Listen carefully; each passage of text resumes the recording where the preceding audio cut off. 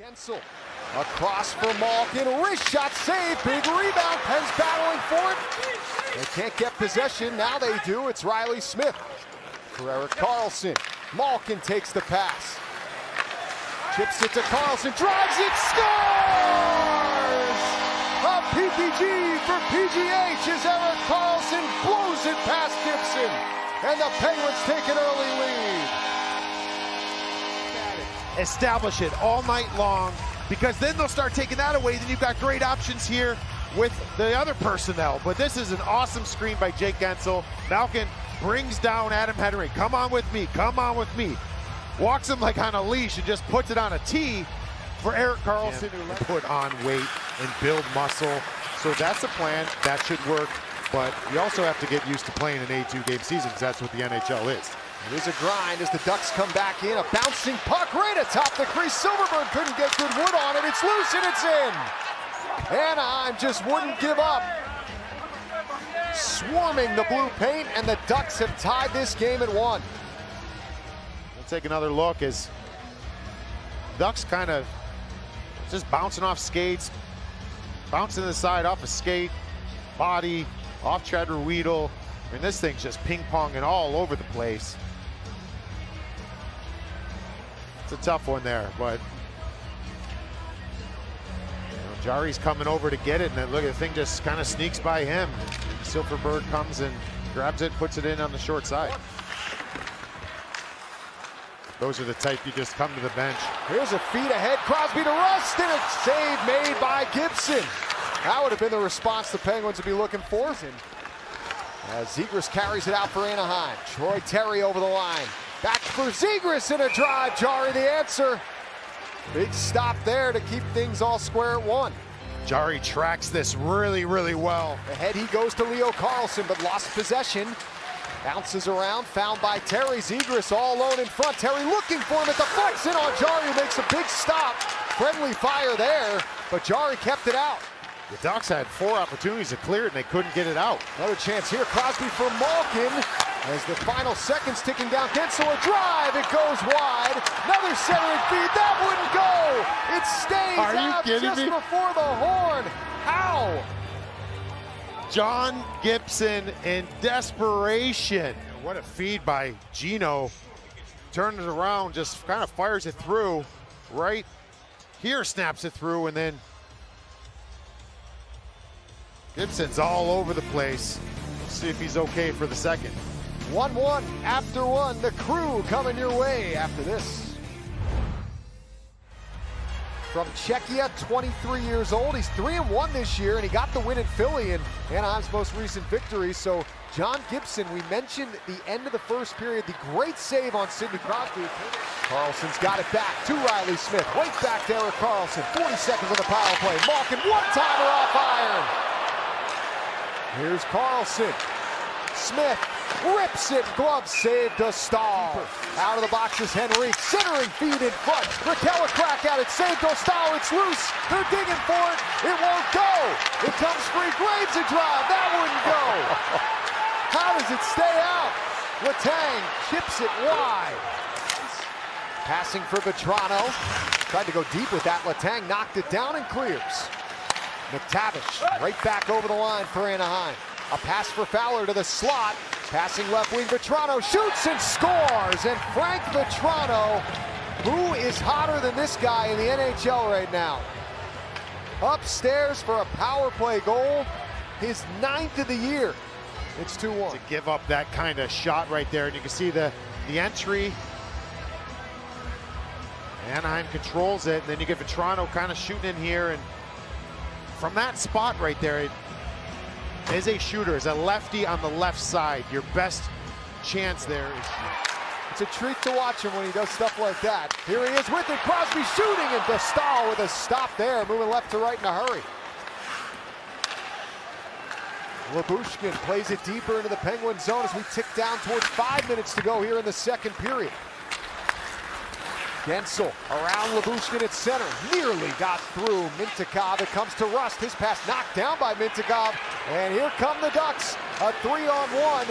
It's McTavish looking for Vetrano, drops it back, Strome holding, shooting, blocked off by Rust.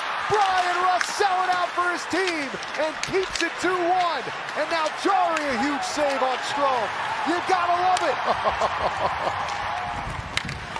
Crosby trying to deflect that up ice, picked off by Fowler, who read it well.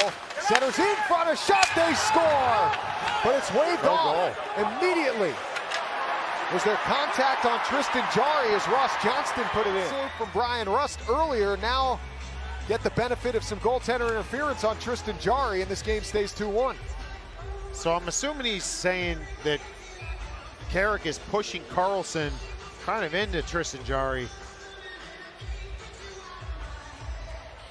I mean, I'll take it. I don't know. You know. Anaheim is using their coach's challenge on the plays. Carrick's coming in, and he's just shoving Carlson kind of out of the way, but then it looks like Carlson is knocked off balance and leans on Jarry for that second. But as much as I want this to stand, I don't think that Carrick is pushing Carlson into Jarry. Well, that was a short review. Now remember, it was called no goal on the ice, so it's got to be conclusive to reverse. Here's Frederic Lecaillé. The call on the ice stand. We got no goal. Hey, let's go.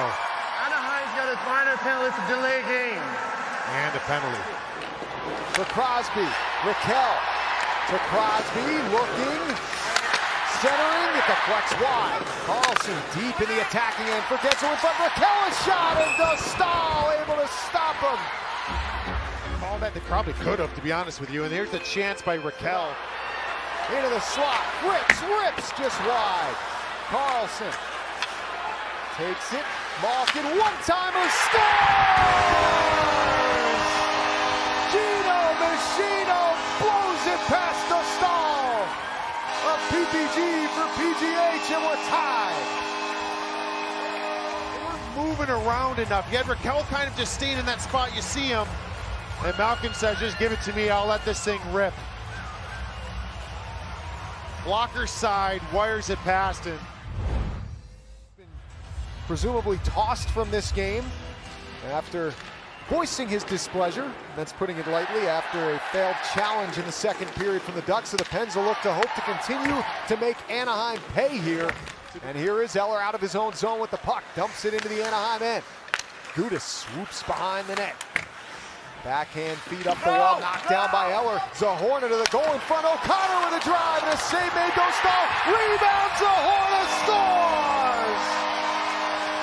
And the Pens go back in front on a big goal from Big Z. I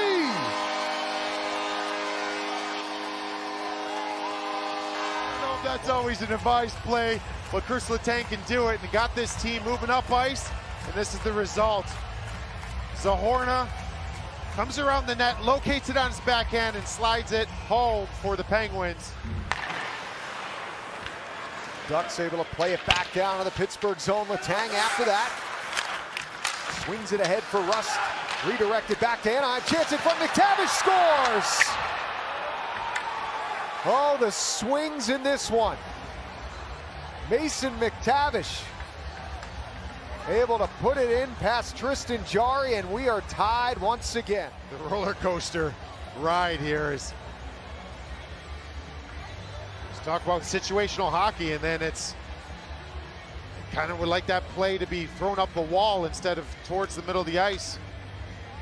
And this is the result. It gets back for McTavish, who just slides it home. With it. Malkin holding it, ripping it, wouldn't go. It's a 5-on-4, and look out, it's out of the box. It's Mason McTavish on a breakaway in, scores! Mason McTavish rips the Penguins' hearts out late.